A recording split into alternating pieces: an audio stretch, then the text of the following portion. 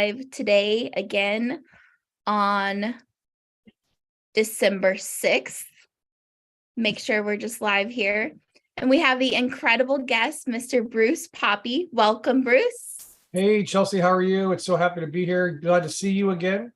It was a pleasure meeting you in person at a couple of the events over there in Texas when we were on the Truth Tour. So yeah, I'm glad to hook up again with you. Today again. Yay! Awesome. Sorry about that. Yeah, it's so good to see you again too. And I appreciate you and all of your hard work.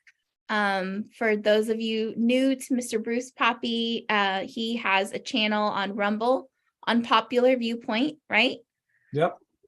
Is that the best way for people to get a hold of you? Probably. I mean, yeah, I do have a YouTube channel, and like most other people in this, game of truth, we're trying to expose and stuff. I'm in an abusive relationship with YouTube, so it's a constant battle. But yeah, that's where all the cool kids hang out nowadays, it seems, is on Rumble.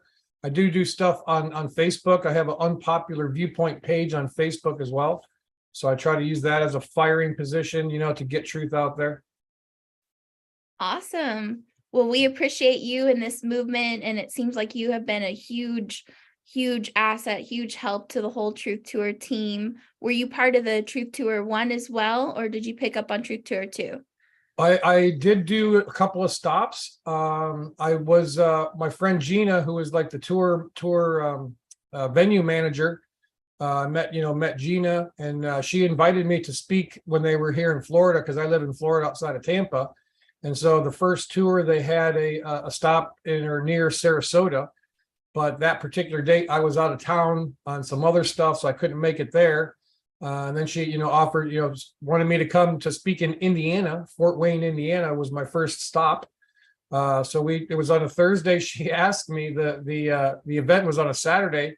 So we said, okay, it seemed to feel right, So the wife was in agreement. So we jumped in the car on Friday, drove up there to Fort Wayne, Indiana, did the event on Saturday.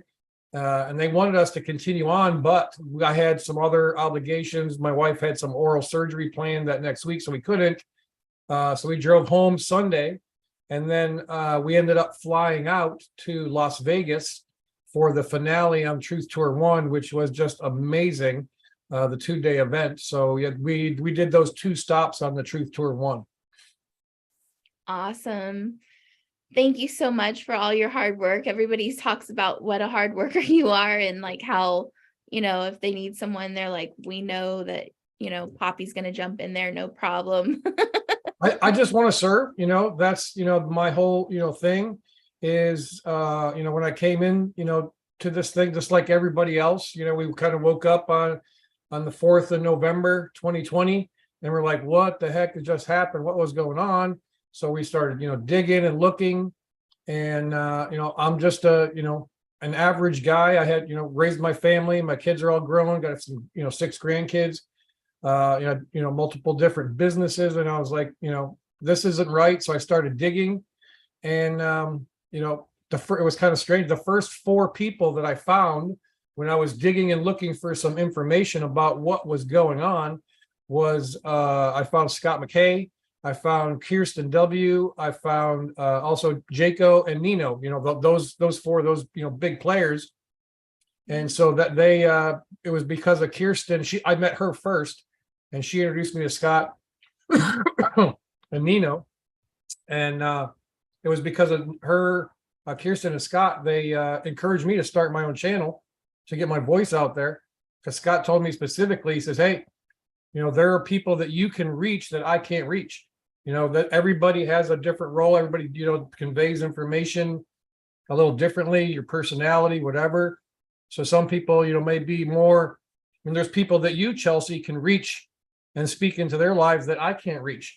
Same thing with all these other people. So we all have a little different, role or path, to play with what we're doing and exposing and trying to move through. I like music is a real big part of my life. It speaks.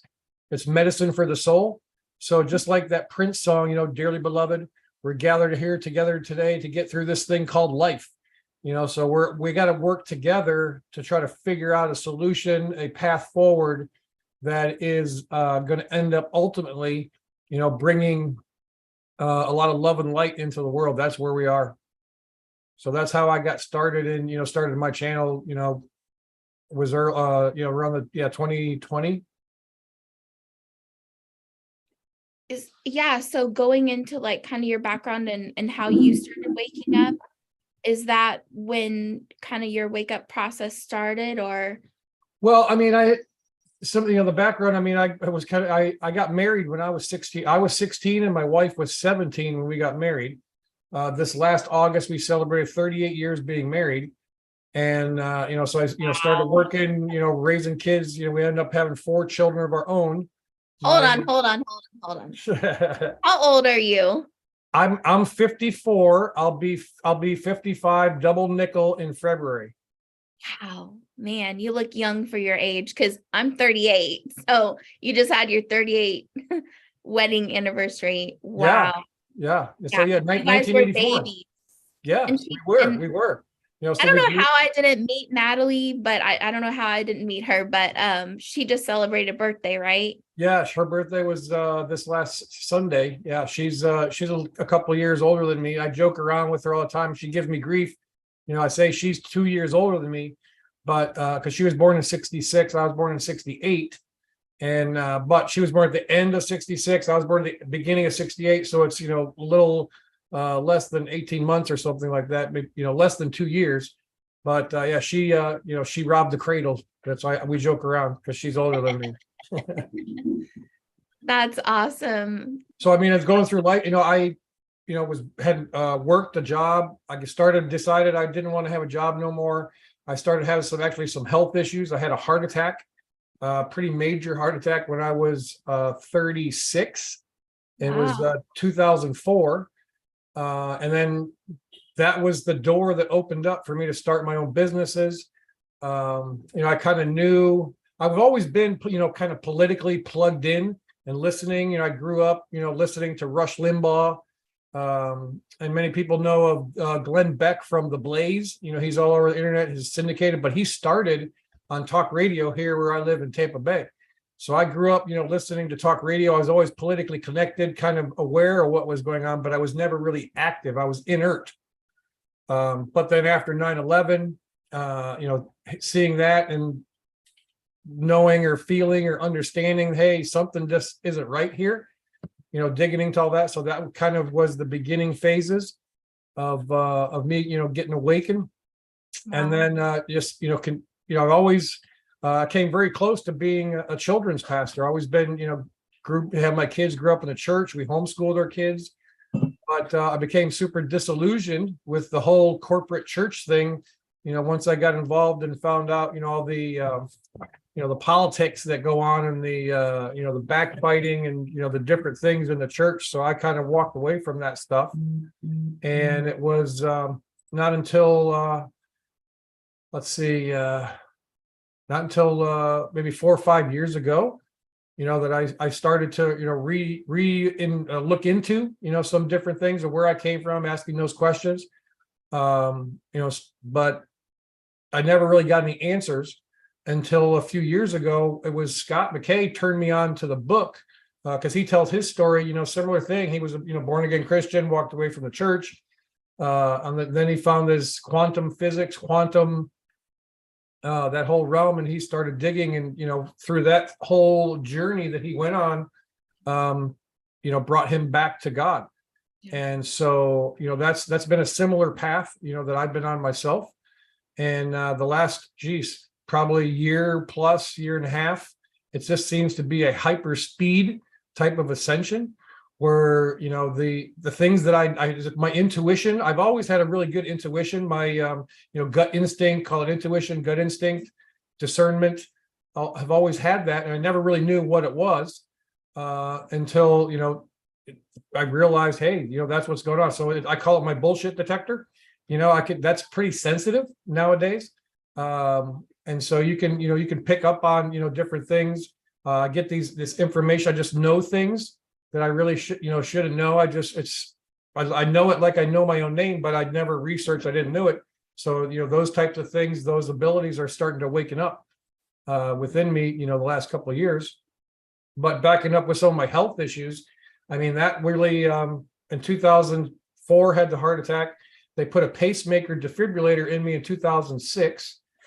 Then in 2012, the battery was getting low on the pacemaker defibrillator thing. And they wanted to do a routine, upgrade or change out of the device.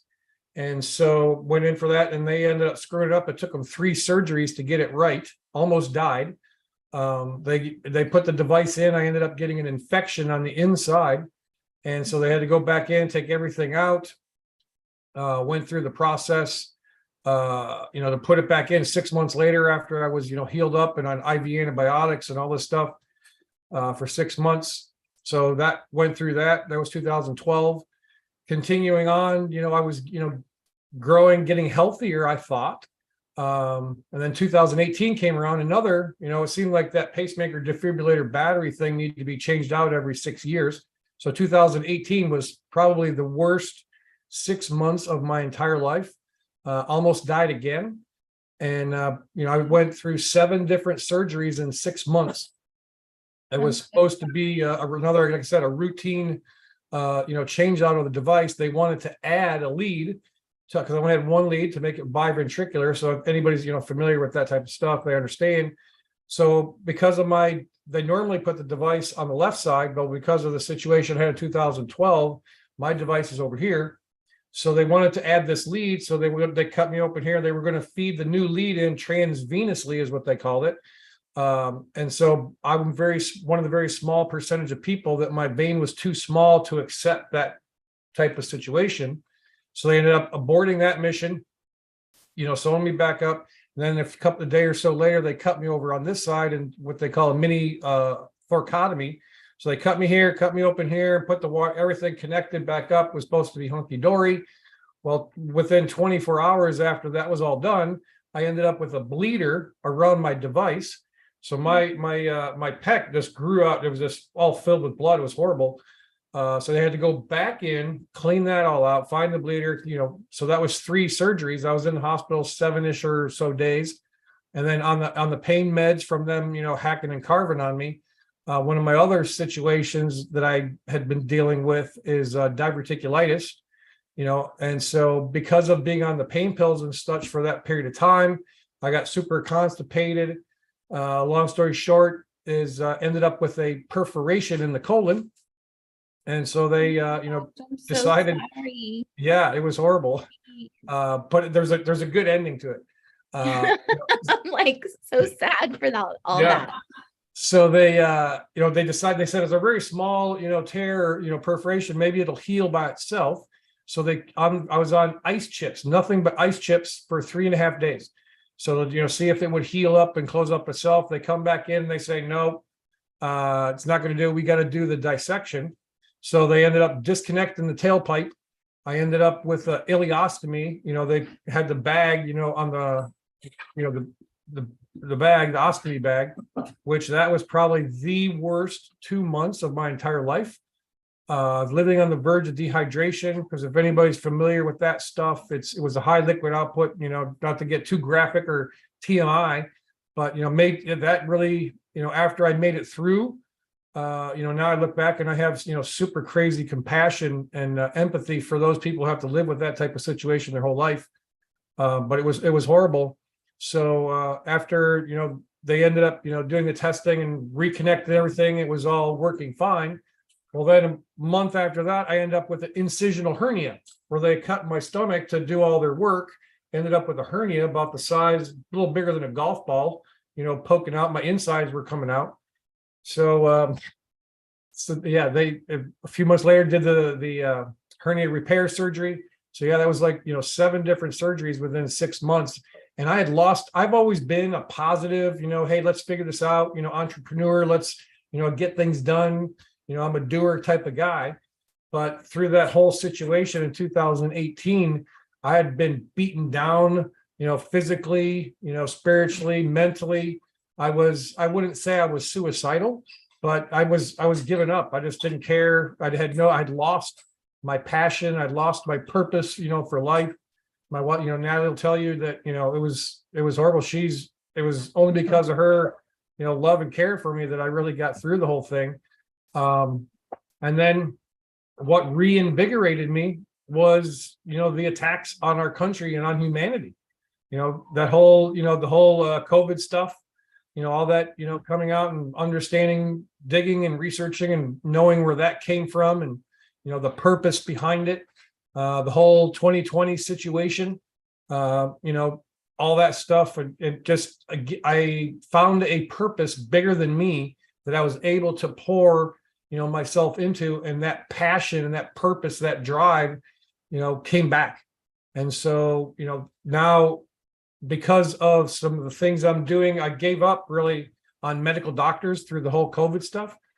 So I, started becoming my own best health advocate, started doing research, started looking into some more natural, homeopathic, naturopath type of stuff. And, some of the things and choices that I've made and changes I've made, I've been able to get off of probably about half, maybe a little more than half of the pharmaceutical, medications they had me on. And right now, I feel better than I ever did. I still have an occasional bad day here and there. I think some of that is some of the physical changes, because once you're going this awakening that's happening, and when you start trying to get connected, spiritually to, God, source, universe, whatever name you want to put on it, your physical body changes. The DNA inside me is reactivating. I mean, I think that's the whole purpose of this ascension, is for us to, increase or move to a higher level of consciousness and understanding about what's going on with people in the world. So that's kind of the background, the genesis of, where I came through in a short period of time. That's incredible. And to think that there was, I don't know if I don't know if this is like the devil trying to keep you down, where it was just like kind of like attack after attack after attack. And it's like you finally start to get a little better. And then, bam, this next thing, hits you.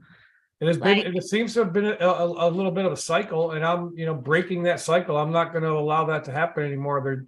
They have no control over me. Right. The higher power that's in me, the Christ consciousness in me, is way stronger in my life now than I think it ever has been. And so, I'm not saying I know everything or anything. I'm just a squirrel trying to get a nut, just like everybody else. We're just trying to figure this out, learn from each other, grow together. And so, yeah, it's, I think, if you look back now, because of, I think I have a purpose. I think, looking back, I can see everything that I've been through, all the different phases of my life, and the medical challenges and the children, and then, business stuff, has prepared me for this particular time. Because when I said we got married at 16, I've never had an opportunity to serve in the military. My dad was in the Air Force. My son ended up serving in the Air Force, but because me having children, getting married when I was 16, I never had that opportunity. Whether I would have or not, I don't know, but I just didn't have that chance. So now I believe I'm prepared. This is my time to serve people and serve humanity. And that's one of the key things that I think has the blessings that are coming through my life right now, is because I've made that conscious decision. I flipped to make that. It's just a decision you got to make. I'm going to serve other people rather than serve myself. And so, that's been I think one of the keys over the past year-ish, that has been helped, in my life, is I'm just serving. I just want to serve. Same thing on the Truth Tour. Anything I can do, whether I be MC, whether I'm carrying speakers, whatever I'm doing, I just want to help any way I can to, help us get through this and have as less collateral damage as possible. Awesome. You're a beautiful, because we are at war. That's the bottom line. Yeah. Yeah, absolutely. And I love how you compared that, because it's like, yes, we didn't serve in the military, but this is how we can be of service now by what we're doing. And man, I just want to thank you so much for being so willing to help. And it's just like, you have that servant heart. And it seems like everybody that was maybe really powerful or spiritual or whatever it is, maybe we come from some of these like angelic bloodlines, maybe we have powers that we don't realize we have. It's like, seems like a lot of these people that are coming into their light and like sharing love and light have been through these struggles. Of course, like everybody's been through their own struggles. So I think part of this whole movement is like reminding you, the audience, that like you are this too. Like, just because Bruce is here on camera and just because I'm here on camera, it doesn't mean that we're any more important, or, it's like we all have a piece to the puzzle. And so like, we know that like we've had our challenges, and Bruce has sure had a lot of challenges, especially they were really trying to get you in 2018. Yeah. But like, we've all risen above it, and still through all of this, seeing everything that's all of our rights being taken away and all of this trauma coming to a head, it's like we still want to help other people, and we still like it's more important now than ever, right? To be out there. Way more important now than ever. I mean, that's some of my message going forward is, hey, yeah. We've been through a lot of stuff, as humanity. But fires and trials and tribulations, those are the things that kind of, build you up, and, fire purifies, so if you're going through something, yourself, whether it is, a job situation or a family situation, or, it doesn't matter what type of trial that you're going through currently, is if you just, stay focused and, on the higher power, called divine creator, if you stay focused on that, he will bring you through, and you will be better off because of it. You have that power and that choice. We all have free will, right?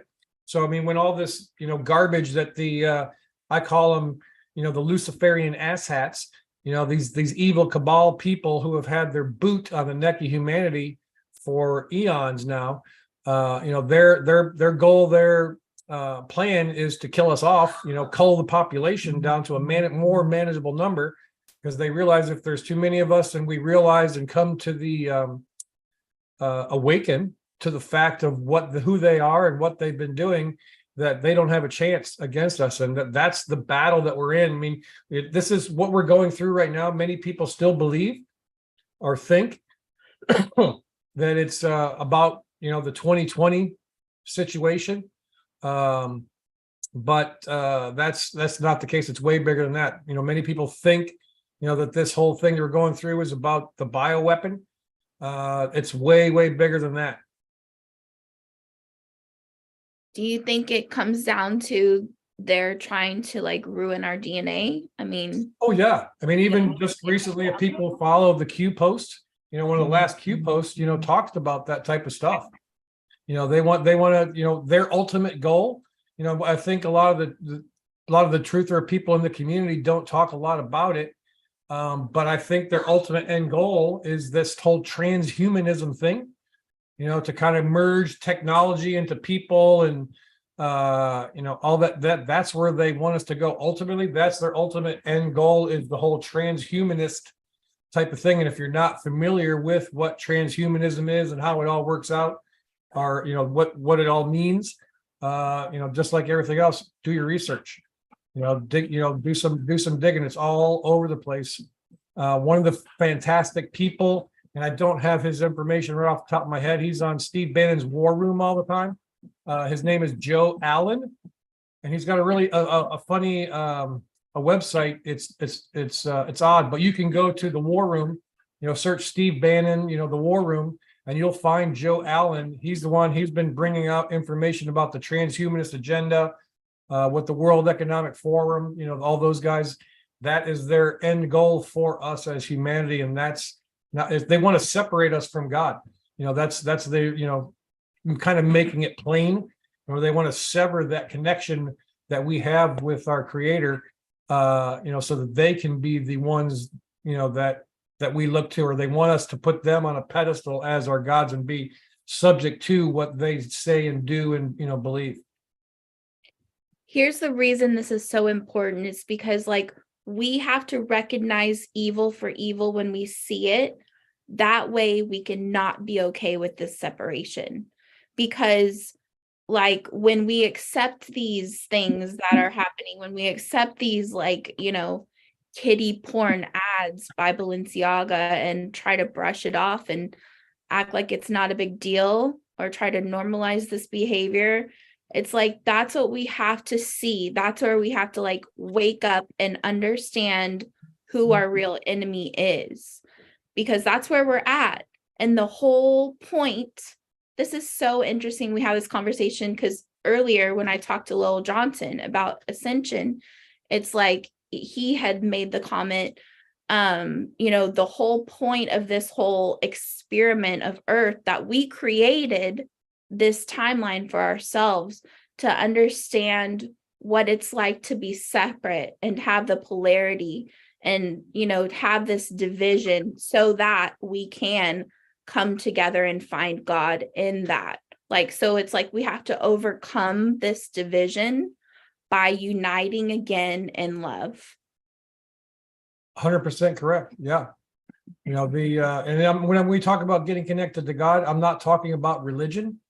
Religion is probably one of the most evil things on the planet. It was designed for, control and manipulation and, to keep us from the truth. All organized religions. That's, my show I call Unpopular Viewpoint, and some people may give me some grief. Whether it's Christianity, Buddhism, Judaism, any of these organized religions, they're not what God intended to be. So that's a whole other subject. We can get into diving into why that's not truth. There's parts of truth in there, but it's like I said, it's meant to keep us under control, to manipulate, and to keep us from ultimately fulfilling and realizing that Christ consciousness that's within us. I just want to kind of like drill this home again, because I feel like it's like a circle, and we need to kind of like wrap this up. And what the interesting thing that I'm thinking, and it's hard to verbalize this right now, is that we all want the same thing, even with the evil timeline, because like the evil timeline was part of our ascension process. So when we have that awareness of the separation, of the division, and saying, oh, okay, this is part of an agenda, and they do want to separate us from God, they do want to separate us from our source, that's why they do want to manipulate our DNA through these things, that part is clear. Okay, so great, we're all on the same page, like that's what the evil is doing, but now here's where we can rise above it. Because when we all get together, when we all stand together and say, hey, evil people, your time is up.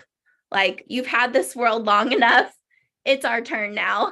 Amen. Exactly. That's exactly right. We just stand in our power and we just take it back, because we already have the rights. We just have to exercise those rights. Yep. We have the rights and we have the power within us, and we just need to unite.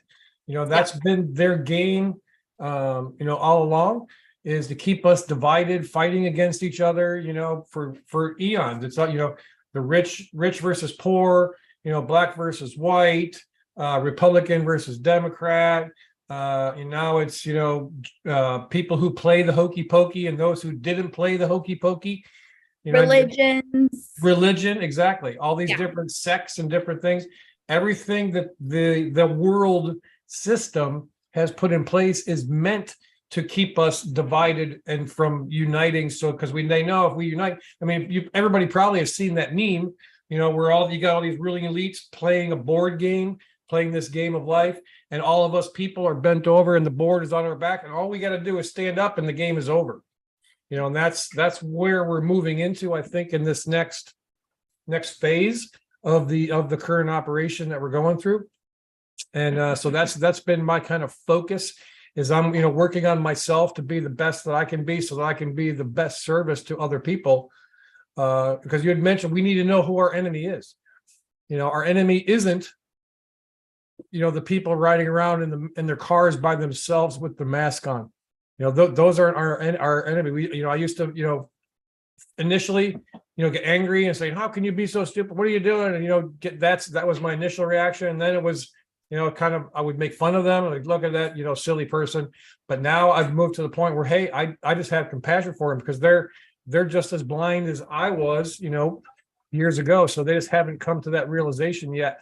That's just one example, of knowing who our enemy is. Ultimately, we're in a battle it's a battle versus good versus evil.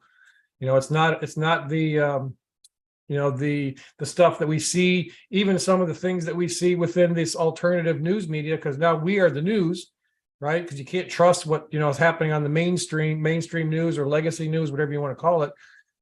Even nowadays, even some of the alternative stuff is just pretty wonky. They just don't get it. They still want us to play within that system that they created. And in my mind, there is no political solution to our current situation. We're not going to vote somebody in it's going to change everything here in the United States. It's ultimately us using the power that God gave within us to make the change and, take back control of the earth. Like you'd said, it's our turn now. Yeah. They've had long enough. Their time is up. Amen. Yep. So we had talked about, I think maybe before we started recording, how when you started kind of following this whole, and looking at who to follow, there was kind of 4 main people that you were seeing in the beginning. Do you want to start there and talk about how you got connected with some of these people? Sure. So yeah, as I was digging, because of where I live, like I said, the first person that I actually met in person was Cirsten W. She lived about 40 minutes away from me, and she was having a local event at a park. And so I went to the event. I got the ticket to go to the event, and then I contacted her assistant who was setting everything up. Said, hey, if you need any help, I will volunteer, to do anything. So I went, early, helped them set up, the chairs and doing things, whatever, and got to meet, Cirsten in person, and our personalities just, meshed. We're just very similar in that sense. I tried to be a little less abrasive, than she was. Many people, she was an acquired taste, for a lot of people, because she just gave 0 F's about what anybody thought. She just put it out there. Take it or leave it, like me or hate me, it doesn't matter. Here's my position. And, she wouldn't back up 1 inch for anybody. So, it was through getting to know her, because we lived kind of close, became friends. I would go down and we'd have lunch together sometimes. The many times she would be doing her show, because there was times she was doing multiple shows a day. When she would be doing her show, I would be sitting across the table from her at her house. And so, it was through her, she's the one who introduced me to Scott. And like I said before, they're the ones who encouraged me to, get my voice out there, because I could have an impact in helping people understand, what was going on. Back, when we started that, it seems like forever ago now, but it's really, only a couple of years. There was everybody was wanting information. They were wanting intel, what's going on? How is this happening? What's going on? Who has this information? What's going on behind the scenes? When is this going to flip around? When are they going to, come up and fix the situation that happened in November 2020? And, so that's where everything started. And I think, nowadays, as things move along, we're changing from the intel information stuff, and now we're into, hey, let's develop ourselves, let's grow together, and then we're moving into a healing phase. Getting people, people like yourself and myself and others who are listening or watching, who may have, having an awakening type experience. It's our job going forward, because when all the disclosures start to come, and they are slowly trickling, those people that say, oh, there's nothing going on, just really ain't paying attention. You can look at, just quickly, from the time that Trump came in 2016, look at all the things that have happened, across the globe, all the CEOs resigning, all the, almost daily now there's, the child sex trafficking type stuff is being exposed, and even it's rapidly, quicker than that. all the different, for how many decades now, all these different people in power, the Clintons, Bushes, Cheneys, all those type of people, they're not in power anymore. They're gone. They're not in our current system. So things are slowly happening. There's a couple 100,000, sealed indictments that have happened over, since this time period. So, and, Obama and all they wanted to talk about was closing Gitmo. They never did. Even the current resident, the person occupying the administrative side of the executive branch, says he wants to close it, but yet they've made it bigger, like 5 times bigger. There's been hundreds of millions of dollars they spent making it bigger, other courtrooms and different things down there in Cuba. So all these little things you can see, the little pieces of the puzzle coming together. What ultimately everybody wants is to know, when is DJT going to come back? When is 45, going to come back? And, that hopefully that'll come sooner than later. I don't think it's going to take till 2024, but we'll see what happens. Yeah. And so when you initially started, you mentioned that you were kind of following like Kirsten W., Scott McKay, Michael Jaco, Nino, that's right. And yeah, those are the kind of people that I was starting to follow too, because I think Scott and Michael Jaco were kind of like the first people that. I mean, they're the pioneers. I look at them as the pioneers, the front runners, the trailblazers, that you have the strength and fortitude, to step out there. Scott, it's funny, he's now on his like 37 or 38 channel on YouTube. Just keep taking him down. And he puts up a new channel and he doesn't even put any videos or content up there. He just starts a channel and boom, they shut it down on him. So he's so I'm only on my 3rd channel on YouTube. So I got, a little bit of growing to do to get into that realm. But yeah, those are the pioneers and the people that, we learned from. And most of us, started this journey. And then, the situation that happened with Cirsten was super sad. She, when she got sick, the timeline is things that I know behind the scenes because I was a friend of hers. She was fine. She had an event with Ricky Rebel in Virginia, and she had a procedure done there, a cryogenic, thing. It was to burn some of the fat off of her back. She wanted liposuction. She wanted to get her breast implants removed. These are the things that she told me. Like I said, she was very open and honest about everything. So she went and had this procedure done in Virginia. When she came home, she, got sick. And she lived right next door to Jaco and Michael and Tracy Jaco. And, she's the one who gave me the link where I can buy the Dr. Ivor stuff, and so we, hey, you need some, you take some, come in at, no, I'm just detoxing from this procedure is what she said. So she got sicker and sicker and sicker. She was scheduled. She was super excited to go out to California to a New Year's Eve event that her friend Sue Wong was putting on. And she was super excited about it because she was going to introduce Mike Jaco and Sasha Stone to Sue Wong. And because that's just how she was. I mean, she might seem a little harsh, on her shows and things like that, but she had a, tremendous heart, and she was all about connecting people, giving people chances. Like I said, I met her, and she's the one who she sent the email out to Scott, Jaco, and Nino. Hey, this is my friend Bruce. Check him out. He's pretty good. So she was helping to promote and, give me that initial opening into the door, into the world of, you call it truthers. But so, yeah, so she was super excited about the Sue Wong thing. And I told her, you don't need to be going to that. You're sick as F. You don't need to be getting on a plane and going out there. She goes, oh, I'll be all right. I'll be all right. And then, so she went out there a couple days early. And she was staying with a lawyer friend of hers, and she would have never gone to the hospital by herself, but he found her unresponsive on Thursday, the 30th of December. And he's the one who called the, 911. They took her to the hospital because she would have never gone by herself. And then come to find out after the fact, she, wanted to get out. She was texting. I was trying to get a hold of her. It was very difficult, to get a hold of her in a certain situation. But I found out that she wanted to get out. She goes, I just need to get out of here.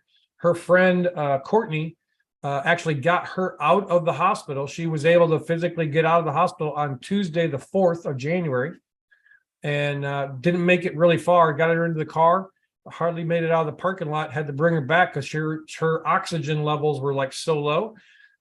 Eyes rolling the back of her head. Practically had to carry her back into the hospital. And that was the 4th. And then everybody, is aware on, it was January 6th last year when Jaco, Scott, and Nino were doing a roundtable, and Scott got the call that evening that, she had moved on to the other realm. And so, Scott went crazy, apeshit, ballistic, there was all kinds of craziness that went on, people calling the hospital and different things. So, that was, what we thought had happened.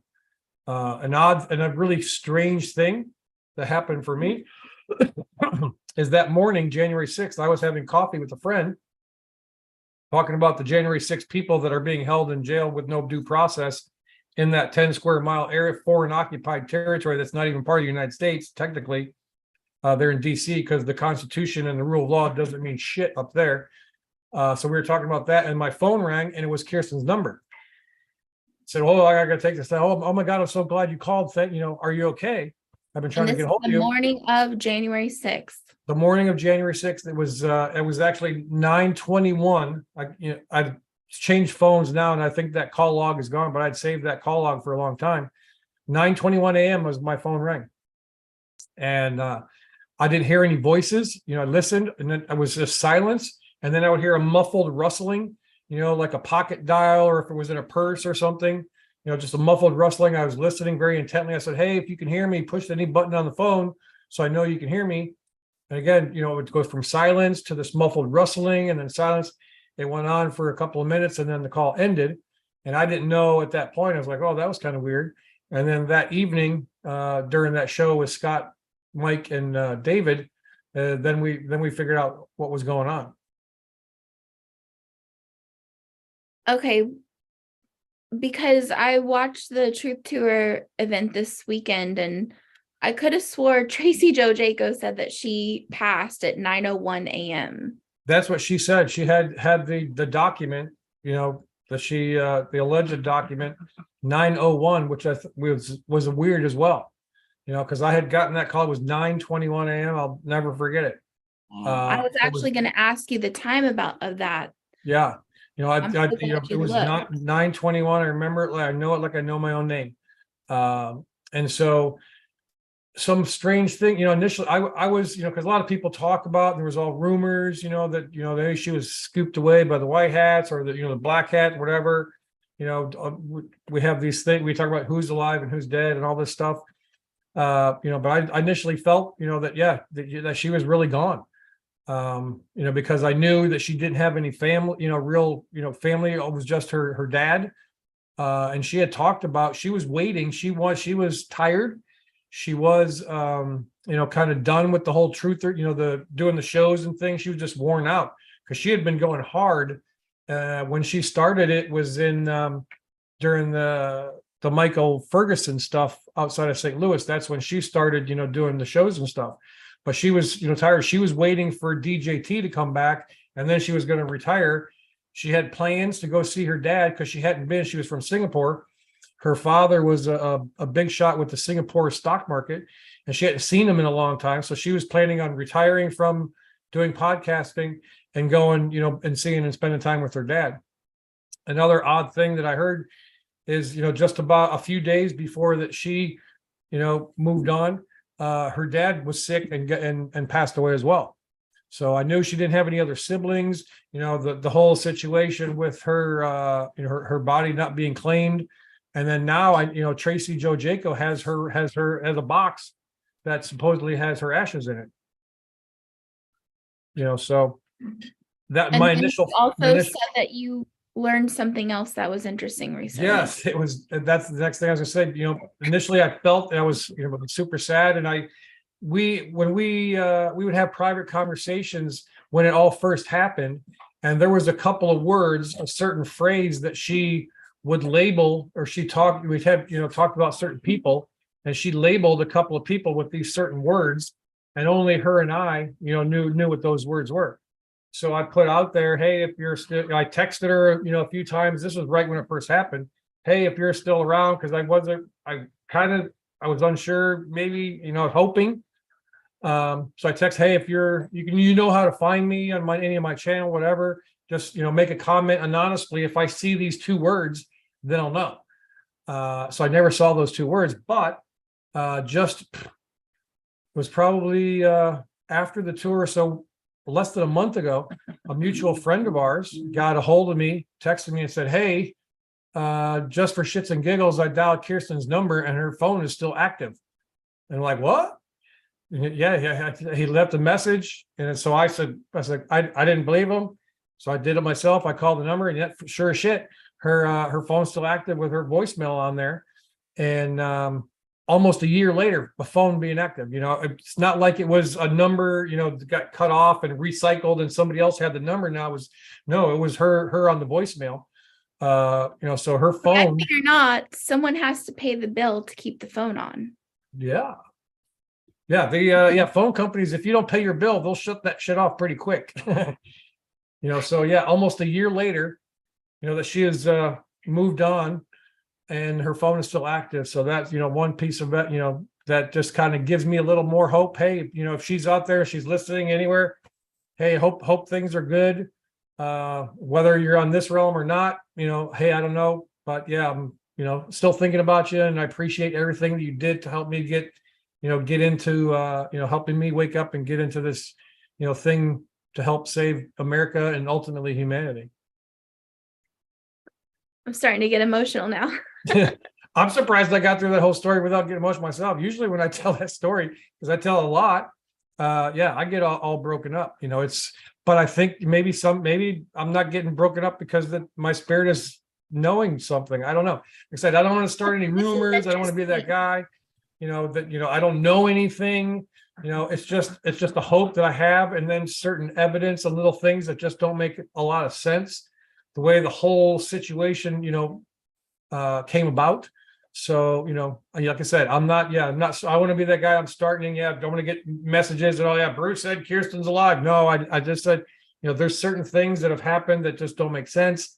And I'm hoping that she's okay somewhere, wherever she is, whether she's in the other realm or this realm. I'm just thankful that I was able to have her, be with me and part of my life the short time that we had together. Yeah, well, I hope she comes back. I hope she's that would be great. I mean, that's the other, it's fun, in this, that's one of the things that kind of gets me a little bentish. I get a little torqued off as there's people sit around and that's some of the division within our own movement. People talk, about who's alive and who's dead, JFK Jr. and Michael Jackson and Lady Di and all this stuff.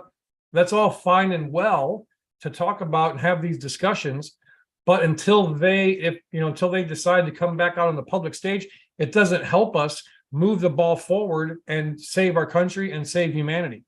If they have some higher purpose, that's one of the things I talk about on my show all the time. Almost every single show I'll mention, I'm trying to get people activated. Let's do something, get off of the couch.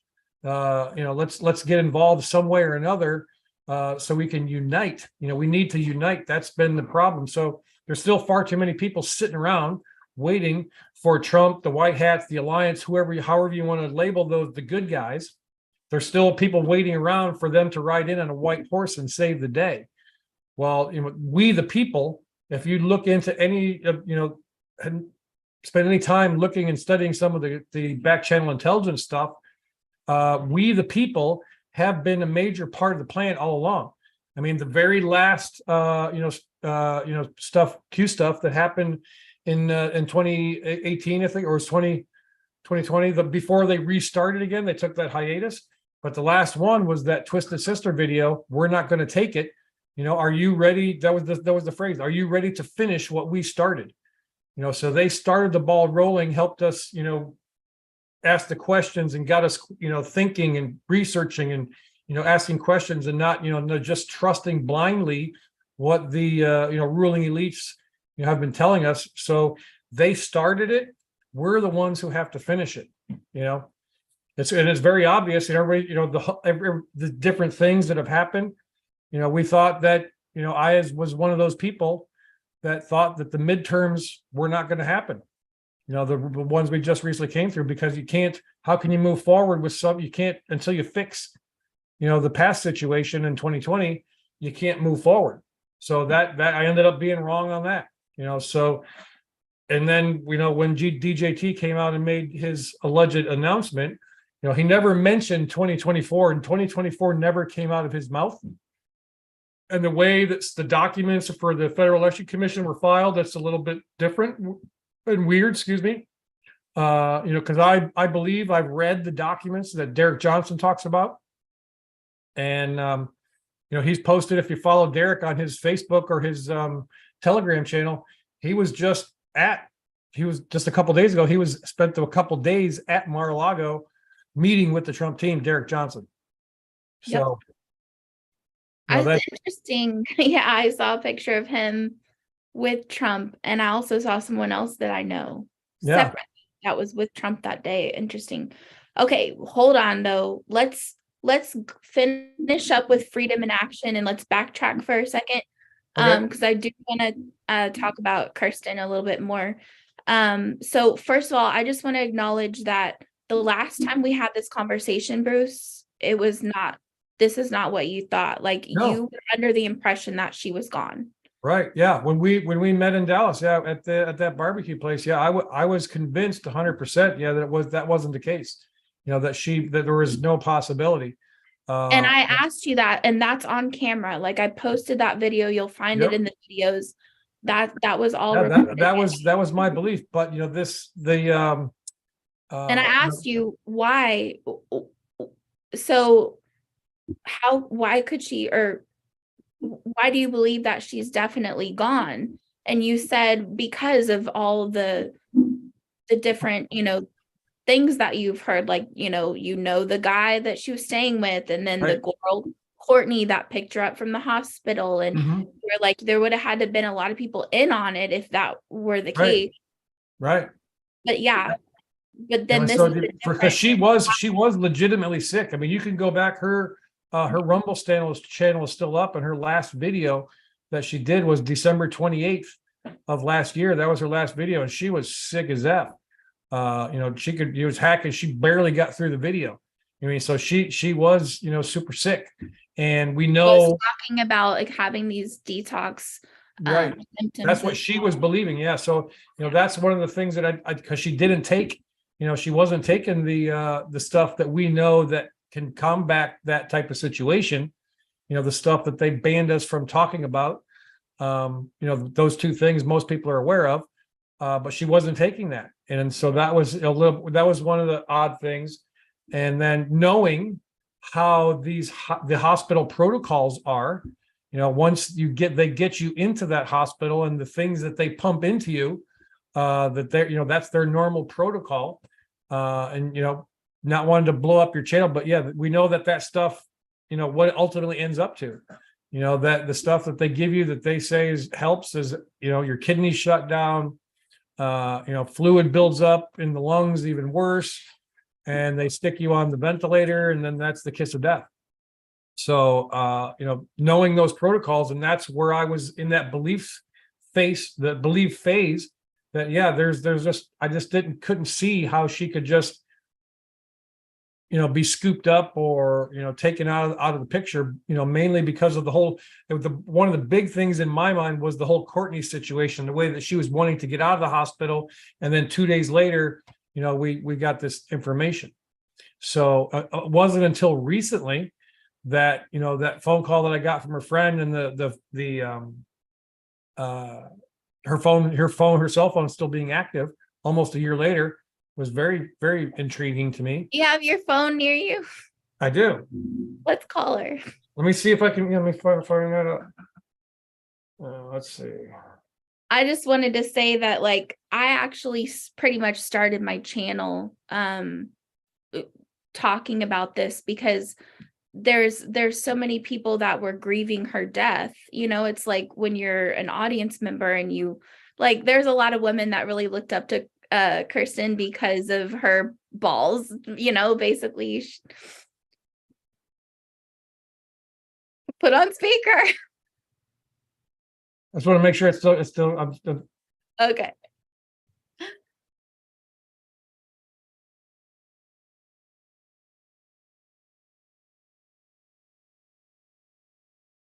Wouldn't that be some shit if she answered the phone?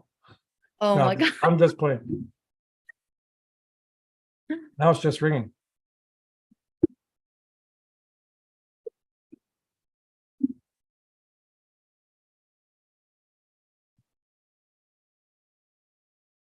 I can't even hear the ring.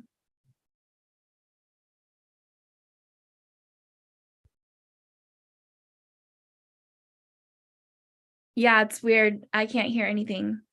Yeah, just ringing. Okay. But when I called, that's all that going to voicemail.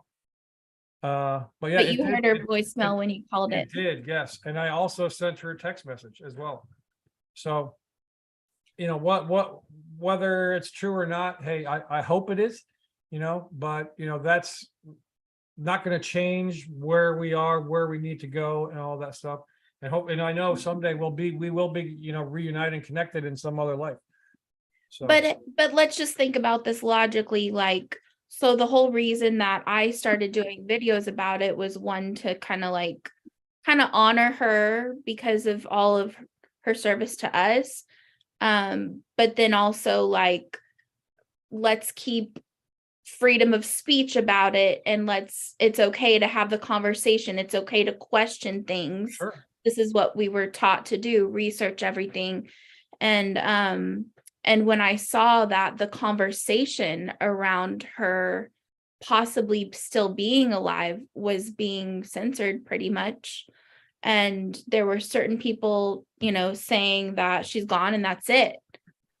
And there's two other people that if I, you know, I'm not going to mention their names, but I've had, you know, that told, you know, told me that she was around still, and but they weren't able to give me any other additional information. And yeah, the one person says she wasn't going to be talking about it. And if I drop their names, yeah, everybody would know who we're talking about. Two different people, you know, that said, you know, that situation. So that's all come up since those both on the truth tour as well. So since October. So that's some of the stuff that's helped me, you know, come, maybe it is true, you know, that she's not completely gone. So I don't know. Yeah. Well, then also there's some videos that Carrie did from Project Camelot, and she straight up says there are people that are filling position that are putting information out there because they have to. And she kind of like alluded to that a little bit, like you know, certain people put out information because, you know what I'm saying? Yeah, I know. But like, obviously, you know, these people are all fulfilling their purpose and their role, but it's okay for we the people to still have hope that she Absolutely. is alive, because there's just Right.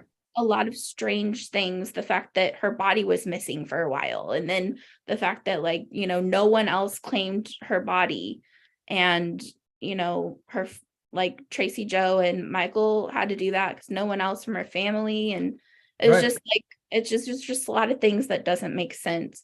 But Exactly. I do like what you're saying about, you know, how whether or not she is alive, which we hope she is, our purpose is still the same, our mission is still the same. We still got to be able to put this freedom in action, you know, as you talk about. Right. And that, you know, that's what we're, you know, you mentioned the freedom in action kind of segues perfectly in,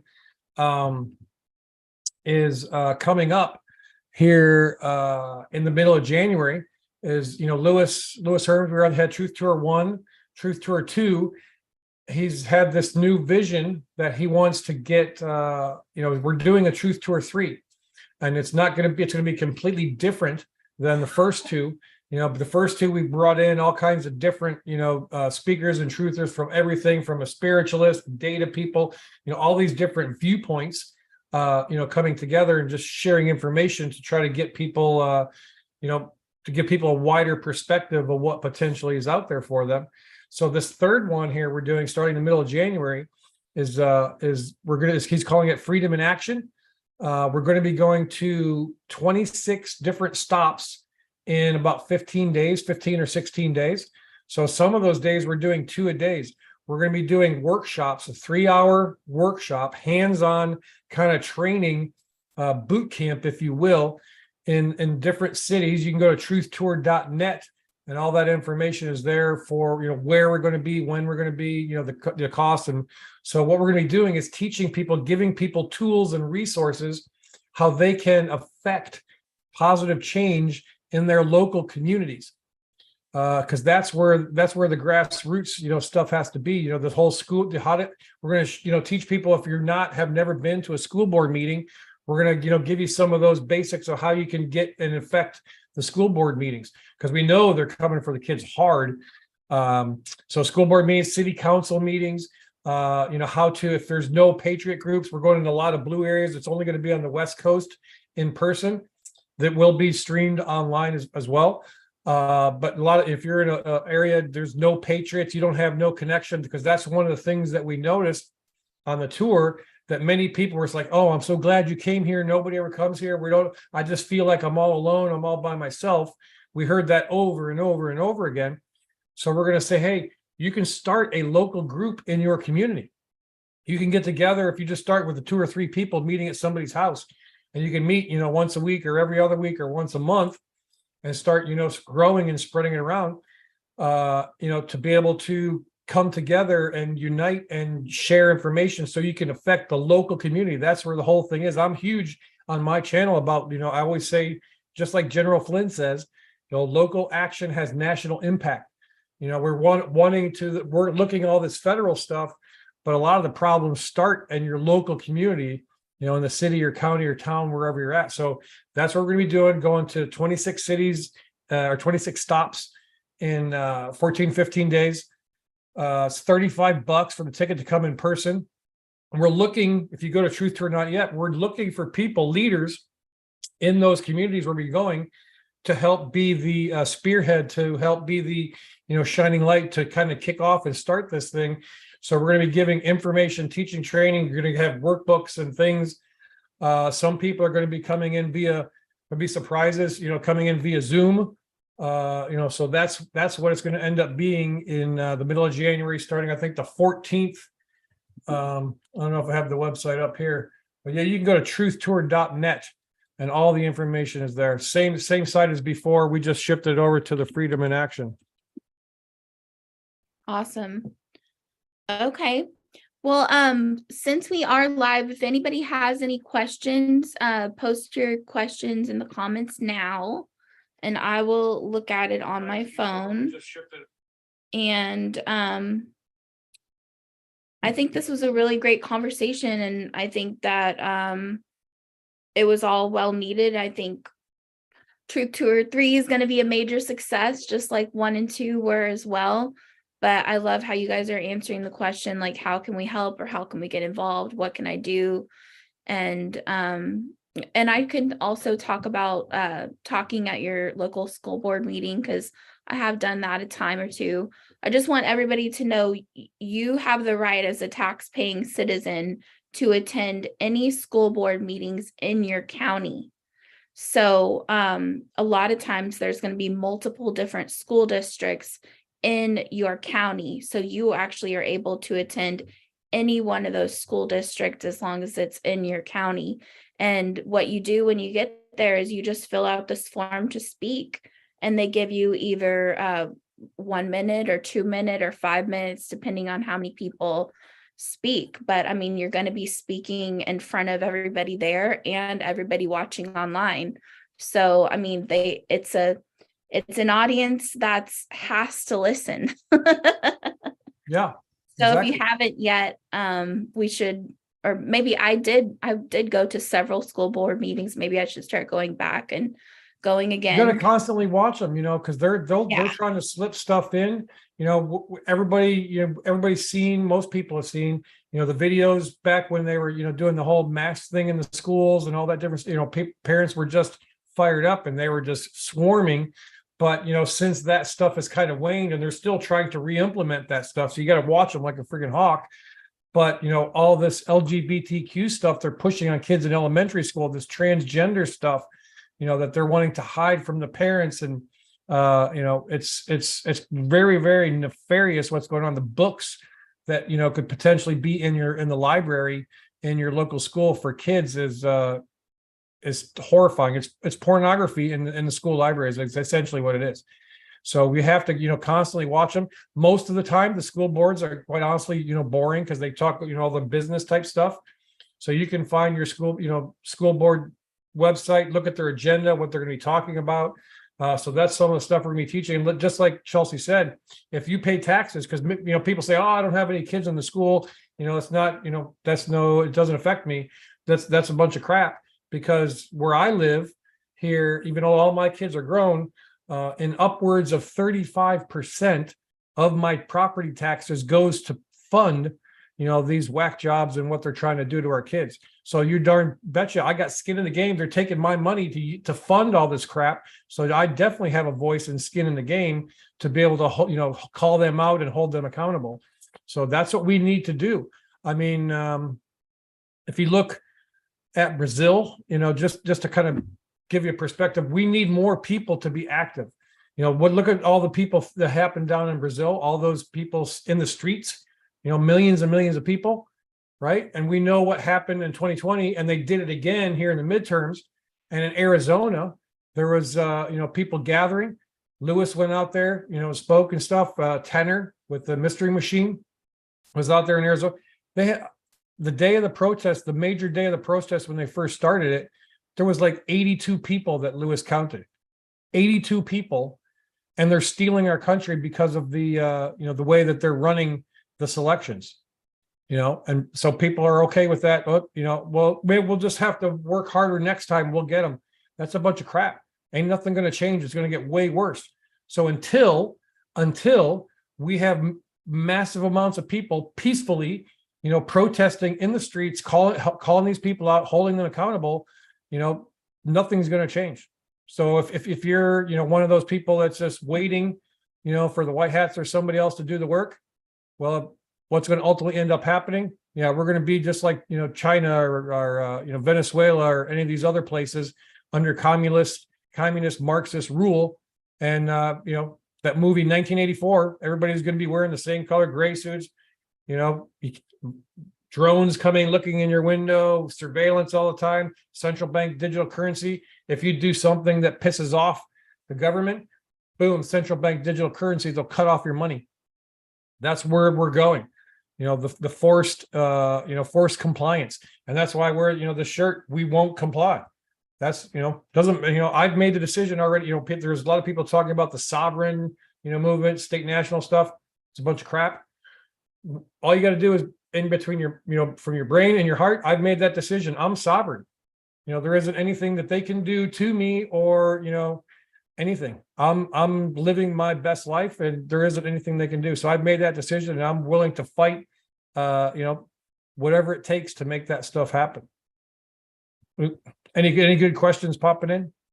Well, we have one question. It's how do you decline the newborn things?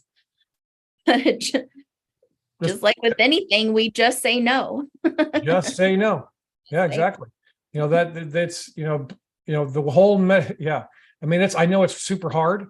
The way that they've designed the system, but we need to break off. We need to stand up and say no. If people are scared to lose their job, they know job worth what the potential results of that situation could be, especially for children. There's no way. I mean, to give that to a newborn is the ultimate in evil. It just there's no reason. There's zero reasons, zero science that's going to have anything but detrimental situation that happens in that kid's life. So yeah, you just got to say no. You got to be strong. They can't. Thinking of yeah, you have to. Don't go to the hospital. If you can have your babies at home, that would be the ultimate thing. And that can happen. But I know everybody's not in that situation. This is it's kind of sticky because we still have to live right. With one foot in the 3D matrix and one foot out. So, that's a hard situation, but the best advice I can give is say no, fight with everything you can to make that not happen. Because I mean, the amount of stuff that they've been putting into the kids when they're born nowadays compared to what it was when I was a kid. I mean, it was just a handful. All I remember is, the measles, mumps, rubella thing, but nowadays there's over 20 some, I can't remember what the exact number is, 20 some, in different substances that they put into kids right when they're born. And then they wonder, why there's science and stuff to back up the whole autism thing. And don't want to get into and giving anybody any medical advice. I don't want to blow up Chelsea's channel, but yeah, the best advice you can do is fight with everything you can to make that, to not let that happen. Yeah, this is not medical device. No. Awesome. Well, this was such an awesome conversation. I really appreciate you and your time and, your devotion to this whole community and helping us all on our path. Well, thank you for, giving me an opportunity to share and, hopefully, through my story. I mean, that's why I share it so often because, I'm just an average guy who got pissed off and decided to put my face in front of a webcam. People, and I would encourage people to somehow, way or another, get involved, get active. You may not be the person, to ones that have that person to get in front of a webcam and do something like Chelsea or myself are doing, but you can do something. You can be involved in the school board. You can be involved in your local community. Be aware. You can search, some news. There's people out there who just love digging, in the research. These look into the history and. Putting the puzzle pieces together. There's people that are listening right now that have that gift, and we need those people to continue. We all crowdsource, this stuff because I'm not that digger. I do some, research, but there's people that I know and love and trust, like the people like Jason Q. That guy he's a friggin' genius. He's a savant as far as I'm concerned. The way that he can dig things out and put them together. So there's people that I rely on to do that stuff, that we work together. That's his gifting, not mine. My gifting is, sharing my story, maybe inspiring somebody because of this, all the crap that I've been through in my life and what I'm doing now. Everybody has a gifting, has a passion, has a purpose, in this thing that we call life, as we're, moving through this ascension process. So I would encourage everybody to find that gifting, to search. I've been doing some videos on Instagram and stuff and talk, about grounding, getting outside and, getting your shoes off, getting off the pavement, staying in the grass there a minute, take some deep breaths before you start your day, get connected to the creator. That has been, super helpful in my life. Some positive affirmations, because there's all this negativity coming at us. And these are little things that we can do to help us, not buy into or not be sucked into the lies and bullshit that they're trying to shove down our throats. And remember that they've made us believe that we live in this trap, like we are trapped. Like they tell you things like you're going to be on medicine for the rest of your life. And they make you believe these things. And what they're really doing is like we are in a cage and there's a door to the cage and the door is not locked. All we have to do is open it up. So like they make us believe that we are in this cage, that we're done for the rest of our lives. Things are never going to be better. And we're stuck with the way things are, but it's not true. So Nope, you're not trapped. You're there. They want you to feel trapped. But you are a free spirit. You can do whatever you want. I don't know about anybody else. I've been feeling extra trapped like the last couple of years. But I've had a lot of things, happening in my own personal life, and, raising my little one. He's 3.5 years now. So like,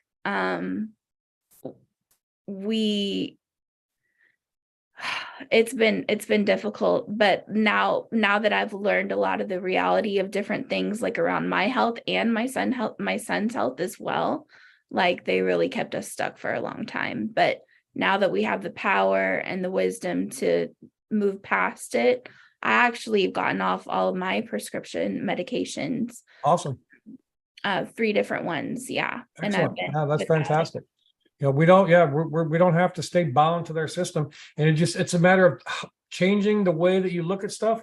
And if I could, last thing to share, one of the books that Mark Atwood turned me on to that has been hugely helpful is the Celestine Prophecy. This is a phenomenal book. I'm just in the first couple of chapters in the thing, but good grief, it's already been mind-blowing after like 3 chapters. So I can't wait to get into the depth of that. But that was a book that Mark Atwood turned me on to. And it helps it's how we move forward and how we is all in the way that we look at things and how we process history and stuff like that. Phenomenal stuff. I highly recommend it. Yeah, that's a really good one. And there's a movie too, Yeah, I've seen, I've been holding back to get the movie because they always say the book is always better than the movie. So I'll get through the book first and then I'll watch the movie. But yeah, I want to feed the brain, make reading great again. That's part of the thing that's they've want to take away from us in the society with these devices. We want everything now. It's a microwave society. People need to sit back, be quiet, be still and know, and do some reading. That'll change your life. I guarantee it. That sounds awesome. Thank you so much for your time. Thank you. Thank you. Thank Natalie as well for letting us borrow you during your evening. No problem. So thank you so much. And we'll talk to you again soon. All right. Much love. Much love. Thank you so much.